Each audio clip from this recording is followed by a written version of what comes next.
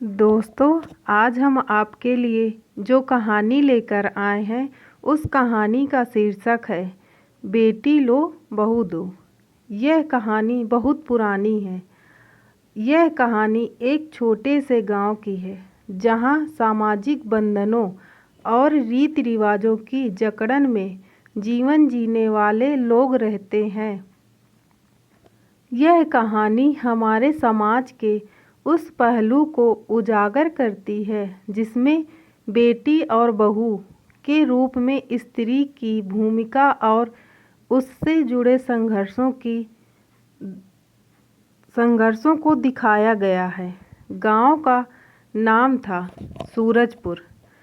यहाँ का माहौल शांतिपूर्ण था, लेकिन परंपराओं और रीति रिवाजों का पूरा सम्मान होता था।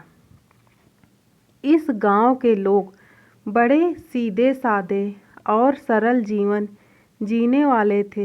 हर किसी के जीवन का एक ही उद्देश्य होता था, अपनी बेटी की शादी अच्छे घर में करना और घर की बहू को बेटी की तरह मानना। लेकिन यह सब सिर्फ कहने भर की बातें थी। असलियत में हर किसी की सोच इससे अलग ही होती थी।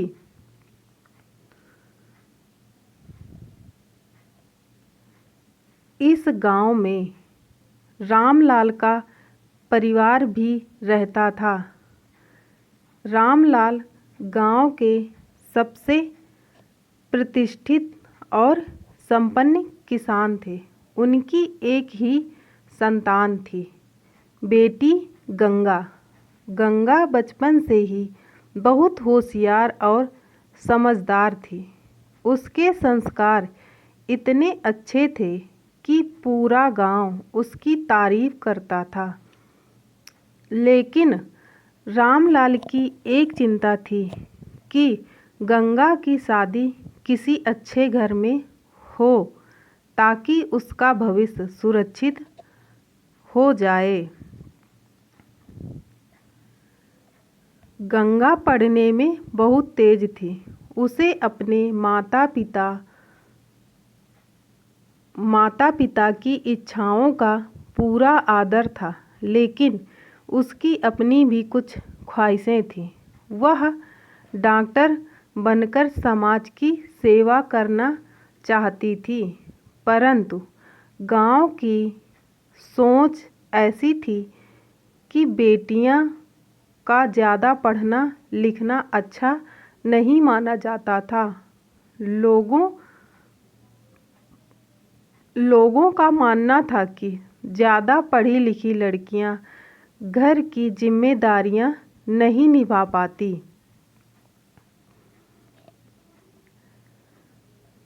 गंगा के माता पिता को समाज का यह दबाव महसूस होता था। कई बार रामलाल और उसकी पत्नी सीता आपस में इस बारे में चर्चा करते थे। सीता का मानना था कि बेटी को ज़्यादा पढ़ाने से बेहतर है उसकी शादी कर दी जाए, लेकिन रामलाल चाहते थे कि गंगा अपने सपनों को पूरा करे। एक दिन गांव के प्रतिष्ठित परिवारों से ठाकुर ब्रजमोहन का बेटा सूरज गंगा के घर शादी का प्रस्ताव लेकर आया।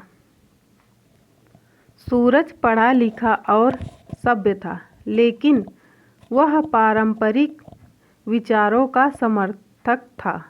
उसे ऐसी बहू चाहिए थी जो घर के कामकाज में निपुण हो और परिवार की सेवा करे। रामलाल और सीता को यह रिश्ता पसंद आया, लेकिन उन्होंने गंगा की राय लेना उचित समझा। गंगा को जब इस रिश्ते के बारे में बताया गया तो वह अपने सपनों और परिवार के बीच उलझ गई। उसने माता पिता की खुशी के लिए हामी भर दी, लेकिन उसके दिल में एक कसक रह गई, जो उसका सपना था डॉक्टर बनने का।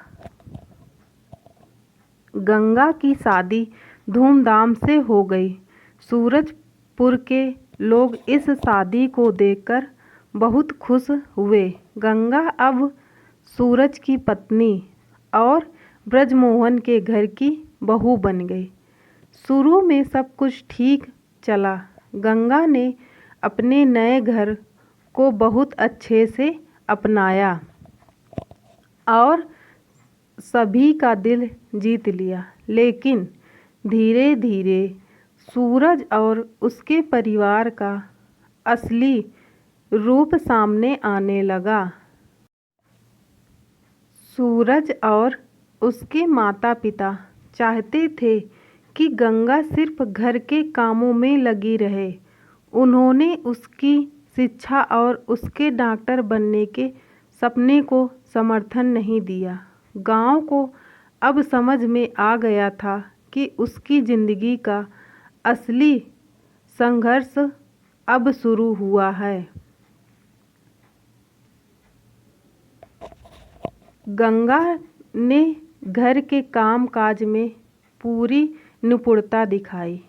वह अपनी नई जिम्मेदारियों को पूरी निष्ठा से निभाने लगी, लेकिन उसकी शिक्षा और ज्ञान का कोई महत्व नहीं रह गया। ससुराल में उसे हमेशा यह एहसास दिलाया जाता कि वह एक बहू है और उसकी प्राथमिक जिम्मेदारियां सिर्फ परिवार की सेवा करना है।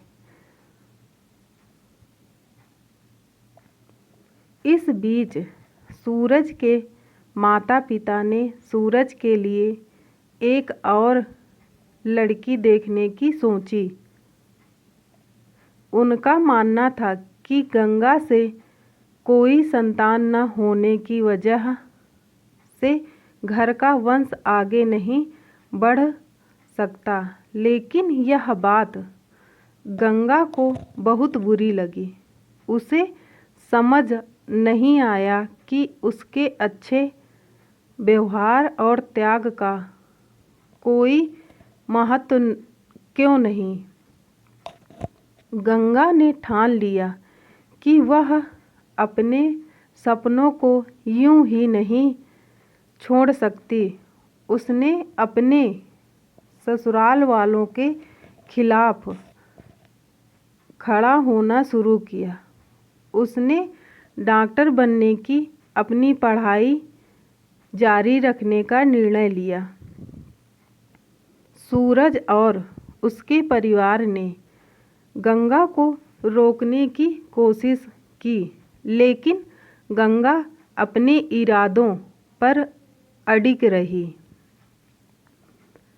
गंगा ने गांव के स्कूल के प्रधानाध्यापक से मिलकर अपने पढ़ाई के लिए व्यवस्था की।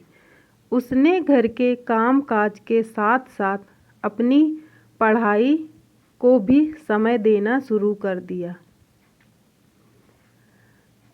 सूरज और उसके माता-पिता ने गंगा पर काफ़ी दबाव बनाया, लेकिन वह अपने निर्णय से नहीं हिली। गांव में लोग गंगा के इस कदम से हैरान थे।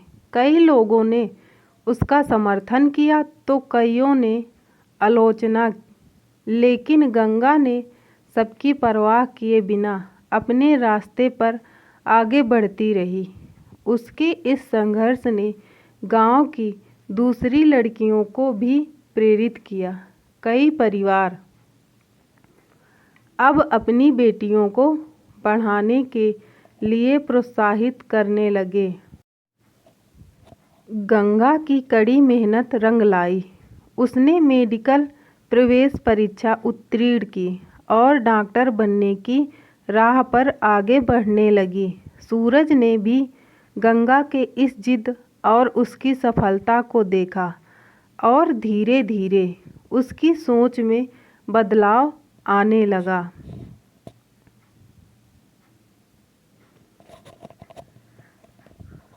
गंगा ने अपने जीवन को बदलने का साहसिक कदम उठाया।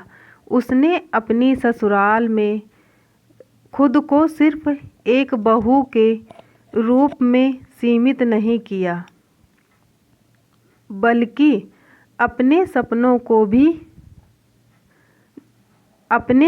को भी जिया। सूरज और उसके परिवार ने भी धीरे धीरे गंगा की मेहनत और संघर्ष को समझा और उसे स्वीकार किया। अब गंगा के जीवन में एक नई सुबह आई थी। उसने साबित कर दिया कि बेटियां भी बहू बनकर घर को संभाल सकती हैं और अपने सपनों को भी पूरा कर सकती हैं। सूरज और उसके परिवार ने गंगा के डॉक्टर बनने के सपने को समर्थन दिया और उसे पढ़ाई के लिए पूरी छूट दी। गंगा की कहानी पूरे गांव के लिए एक प्रेरणा बन गई। सूरजपुर के लोग अब अपनी बेटियों को भी बहुओं की तरह सम्मान देने लगे। यह कहानी एक बदलाव की गवाही देती है कि कैसे एक बेटी अपने संघर्षों से समाज की सोच को बदल सकती है। गंगा ने साबित कर दिया कि बहू हो या बेटी, उसे उसकी काबिलियत और सपनों के आधार पर ही आंका जाना चाहिए, न कि समाज के बनाए हुए बंधनों से। समय बीतता और गंगा एक सफल डॉक्टर बन गई। उसके और सूरज के घर में एक नन्हा मेहमान भी आया।